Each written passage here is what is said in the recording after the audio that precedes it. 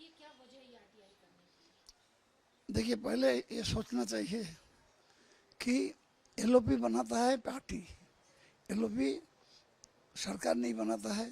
विधानसभा में चुना जाता नहीं है, ताकि जैसा स्पीकर चुना जाता है, डिप्टी स्पीकर चुना जाता है, कमेटी के जो होता है वो भी चुना जाता है, उससे इलेक्शन होता है, परमिशन लेता है उसका, उसके इलेक्शन बोलता है। लेकिन एलओपी तो नॉमिनेट करता है हमारा पार्टी, जिस पार्टी से मैं अपोजिशन हूँ। तो इसके लिए 30 एमएलए लगता है, हमारा 80 एमएलए है।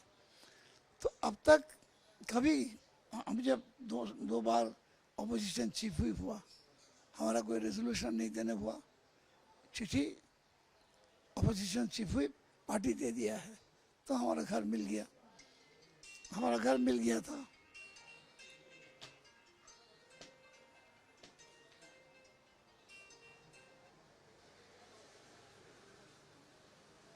सरकार की चीफ भी था उस टाइम, तो जरूरत नहीं हुआ सरकार की, जरूरत नहीं हुआ। तो आज इस क्यों ये लोग मांगता है हमको मालूम नहीं है। आज तक मैं 35 साल इस अधिवेशन में है, सरकार में था, विरोधी में था, दोनों ही मैंने देखा, कभी भी जरूरत नहीं हुआ। जो हमारा पार्टी सत्ता में आया, अपोजिशन अपोजिशन लीडर था शुभेंदु अधिकारी, उनसे तो नहीं मांगा गया, कुछ भी नहीं मांगा गया। वो एक चिट्ठी भेजा था उसका पार्टी का तरफ से, हमारा स्पीकर उसको मान लिया है। तो हमारी पार्टी का जनरल सेक्रेटरी उस चिट्ठी भेजा है, उसका बाद ये लोग चाहता रेजोल्यूशन, ये लोग चाहता है सिग्नेचर ऑफ द मेंबर्स। क्यों मांगता है हमको मालूम नहीं है। दादा, आप तो सीनियर रहे हैं असेंबली में भी, लेकिन ये जो बोल रहे हैं टर्म जो होता है एलओपी के लिए कि एटलीस्ट मेजोरिटी ऑफ एमएलएस का सिग्नेचर चाहिए, लेकिन आपके प्रपोजल में सिर्फ अभिषेक बनर्जी का साइन है, क्या यही वजह है कि नहीं माना जा रहा है? वो हमको मालूम नहीं है, लेकिन ये सब मांगना इससे सरकारी दल का काम, स्पीकर का काम नहीं है। हमारा जो रूल्स बुक है उसमें भी ये नहीं लिखा हुआ। तो कितना हमको सपोर्ट किया, कितना हमको सपोर्ट नहीं किया, ये सब उसका तो देखना नहीं है। हमारा 80 एमएलए सिलेक्टेड हुआ है, इलेक्शन में इलेक्टेड हुआ है, उसी का तौर से हम लोग को मिल जाना चाहिए। पहले जब हसीम अब्दुल हलीम था तब 29 था, उसका उस टाइम में भी दे दिया था, उन्हीं के उसके बाद हमारा और एक एमएलए इलेक्टेड हुआ बनगा से, तो 30 हो गया। 30 होना चाहिए, तो 30 तो हमारा है। तो उसका बाद ये सब मांगने का क्या जरूरत, तो कानून नहीं है, कोई कानून नहीं है ऐसा मांगने का। क्यों मांगता है हमको मालूम नहीं है। इसलिए आपने आरटीआई की है? आरटीआई की 11 साल में, 16 साल में और 21 साल में कौन किस तरह हुआ है वो हमको बोलिए। इस बारे में, इस समस्या के बारे में आपने अपनी चेयरपर्सन ममता बनर्जी को बताया है या उन्होंने कुछ कहा? सब कुछ बताया उसको, सब कुछ बताया, जो करना होगा वो बोला हमको।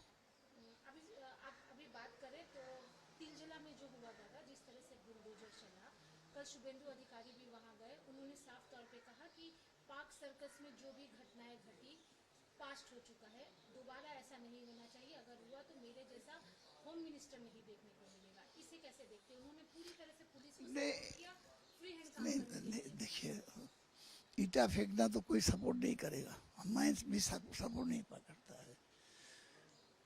किसी को कोई दावी हो सकता है, गरीब आदमी जिसको हकारी करता था उसके ऊपर बुलडोजर चला है, हावड़ा में भी हुआ, तो उसको एक दिन टाइम देना चाहिए था कि अब तुम्हारा जो चीज़ है उठा के लो, नहीं तो उसको हटा देगा हम लोग।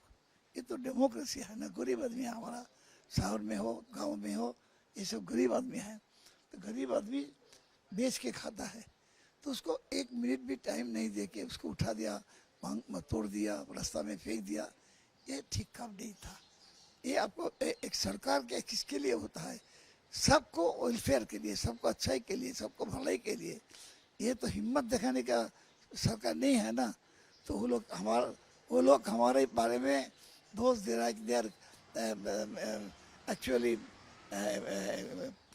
telling that Australian government, our government was they were applying power, force to the poor people, but now they are doing more than that. They are doing more than that. They are crashing the stalls of the hawkers. They should have given a warning. Please take away your things, or otherwise we will demolish. That is the that is the custom in the democracy. This is no dictatorship. This is not one party rule. This is not dictatorship. So they should have understand this.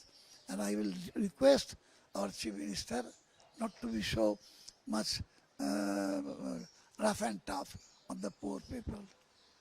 मुख्यमंत्री ने 2 commission से महिलाओं के खिलाफ जो भी अत्याचार हुए लाइक संदेश खाली से लेके बाकी सब केसेस को देखेंगी और जयरमन जो है वो सिंडिकेट कट मनी और जितने भी करप्शन हुए उनके केसेस देखेंगे। ये उनकी ये तो गवर्नमेंट हुआ है, उसको जो मर्जी हो करे, इसके लिए हमारा कोई मैंने हम इसके ऊपर कुछ बातचीत नहीं करनी चाहता. I don't have anything to say about that.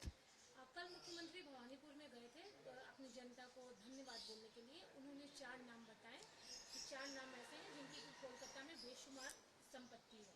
Pappu सोना को बोले थे, वो अरेस्ट हो गया. राजू नस्कर है, अभिषेक बनर्जी है और जावेद खान के एक बेटे का नाम है.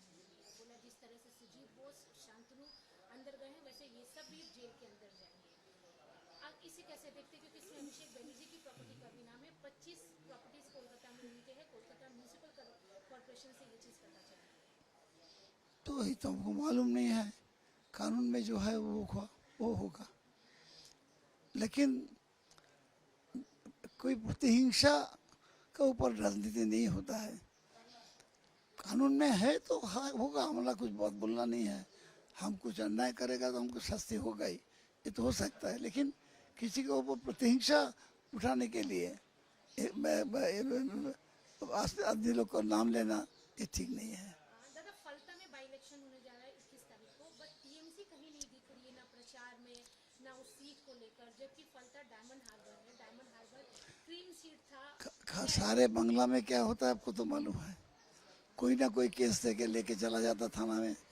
पहले बाड़ी तोड़ा है, आग लगा दिया है, सब कुछ हुआ है. There is arsoning, looting in the districts, and there are thousands of our workers. They are out of their house.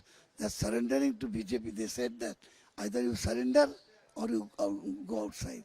Even in different municipality, they are asking the elected members, you resign because you are in the majority. We will take over this municipality. They can take over. If there is law, they can do it. But they cannot ask anybody to resign. But Dada, Falta is under Diamond Harbour Lok Sabha Kendra. This is cream seat of Abhishek Banerjee.